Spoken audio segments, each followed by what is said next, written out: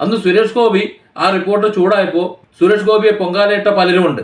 സുരേഷ് ഗോപി മാന്യമായല്ല സംസാരിച്ചത്, പത്രപ്രവർത്തകരോട് അപമാനിതമായി പെരുമാറി, അവരെ അപമാനപ്പെടുത്താൻ വേണ്ടി മാത്രം പെരുമാറി. അങ്ങനെ സംസാരിക്കാൻ പാടുണ്ടോ? അയാളൊരു ചാരിറ്റി പ്രവർത്തകനല്ലേ? അയാളൊരു പൊതുപ്രവർത്തകനല്ലേ? അല്ലെങ്കിൽ വലിയ കൊമ്പത്തെ നേതാവാണെന്ന് പറയുന്ന ആളല്ലേ? അങ്ങനെ സംസാരിക്കാൻ പാടുണ്ടോ എന്നൊക്കെയാണ് ചോദിച്ചത്.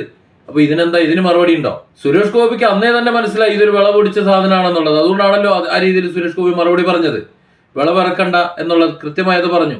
ഞാനിനി സംസാരിക്കണമെന്നുണ്ടെങ്കിൽ ഇതിനെ പുറത്ത് മാറ്റി നിർത്തിയാൽ മാത്രമേ സംസാരിക്കൂ. ഇതിന്റെ സ്വഭാവം, ആ ചോദ്യത്തിന്റെ രീതി അടുത്തൊരു കുടുക്കിലേക്ക് തന്നെ കൊണ്ട് ചാടിക്കാൻ വേണ്ടിയിട്ടാണ് എന്ന് മനസ്സിലാക്കിക്കൊണ്ട് തന്നെയാണ് സുരേഷ് ഗോപി എന്ന് സംസാരിച്ചതെന്ന് ഇപ്പോ അവർ രാജിവെച്ച് പുറത്തു പോയിട്ട് അവരുടെ പ്രസ്താവനകൾ കാണുമ്പോൾ മനസ്സിലാക്കുന്നത്. രാജിവെച്ച് പുറത്തു പോകുന്നത് അവരവരുടെ ഇഷ്ടമാണ്. അത് ഏത് സ്ഥാപനത്തിൽ ജോലി ചെയ്യണം, എങ്ങനെ ജോലി ചെയ്യണം എന്നതൊക്കെ അവരുടെ ഇഷ്ടം.